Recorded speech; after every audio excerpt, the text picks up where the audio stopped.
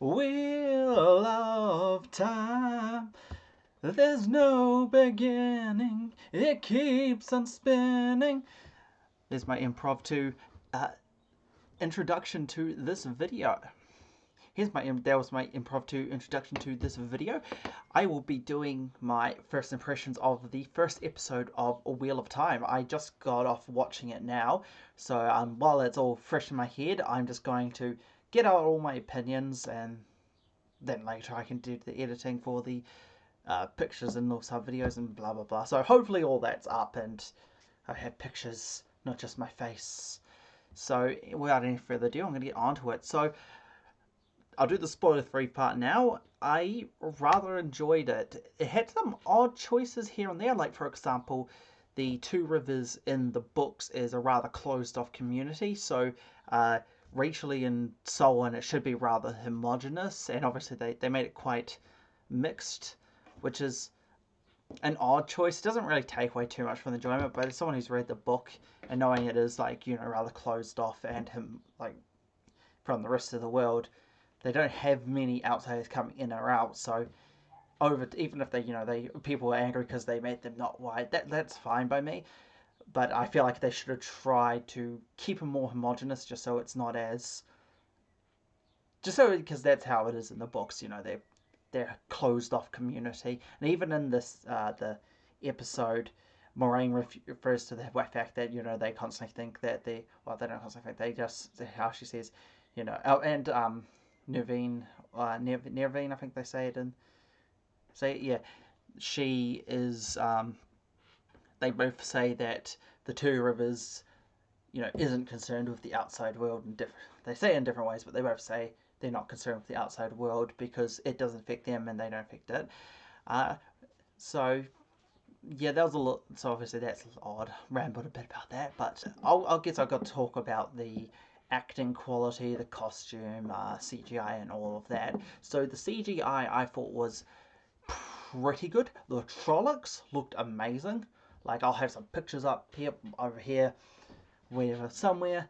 And I thought looked awesome. Like, they nailed it. Fucking nailed it. I thought they looked fantastic. The costumes are so a little. They sort of looked very cosplay, if that makes sense. And then the One Power looked okay. I would have liked, like, in my head, obviously, I always imagined, the different colours from each of the elements sort of mixed together to make the weave. When Moraine uses it, it's always all white coming in. It comes in different ways, so it still looks sort of like a weave, which is meant to, but I always imagined the different colours would have mixed together, so it looks, yeah, whatever that is. Yeah, so that was alright. Costumes, yeah, didn't like. Actors, though, I thought were a pretty good cast. I thought the actor for Padan Faye, the peddler, he was excellent. I liked Lan.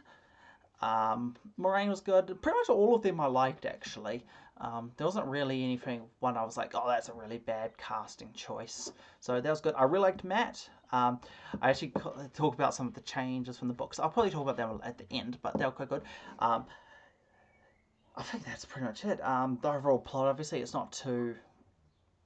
It's the first couple chapters from the books, so it's nothing outlandish to expect. So I guess I'll get into the spoiler part of the review now, so if you don't want the spoiler part, cut off now, I guess. But you've been warned. I think that's enough time. Not some people, they do a black screen, but I'm not going to bother with that shit. So for the spoiler part, which will mostly be me comparing it to the books, there was a couple of odd choices. As I said, the fact that the Two Rivers isn't as homogenous is a little odd, but it doesn't really take away from the enjoyment.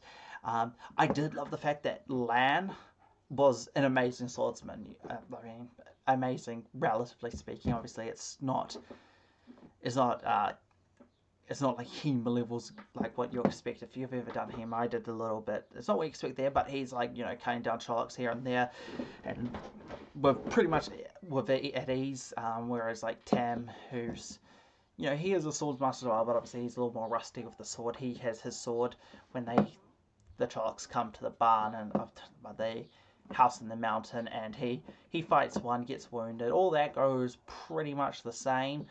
This first couple of chapters, it was pretty damn faithful. They had they expanded some elements here, like the festival is a festival to, you know, it's all like Halloween. It's like, you know, welcome the spirits back to our world of the dead.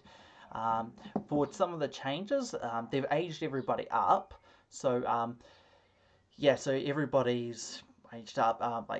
Perrin was married, and his wife dies. I won't say how, because I guess it doesn't matter. He kills her. He basically kills a Trolloc, and he's like hacking at it. She walks up behind him. He spins around and whacks her, and it's kind of tragic. I may show a scene of that. Who knows? Let's see. The everything else went pretty similarly.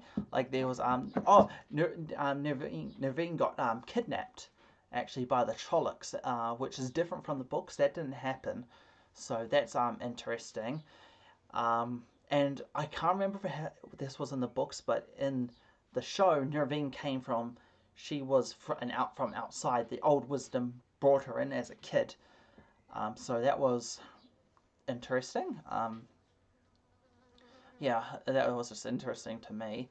Obviously, it doesn't change much. Apart from that, yeah, everybody was pretty good. Matt was quite endearing. He has two sisters. I can't remember. I'm pretty sure he had family in the books as well. But he had two sisters, and his mum hates him. His dad's a drunkard and a loser. Matt's like a petty thief, and he's a gambler. So that's still from the books, where he's huge into gambling. Although, unlike the books, in the books when he gambles, all the dice always fall. Well, they don't always fall, but most of the time they fall in his favor.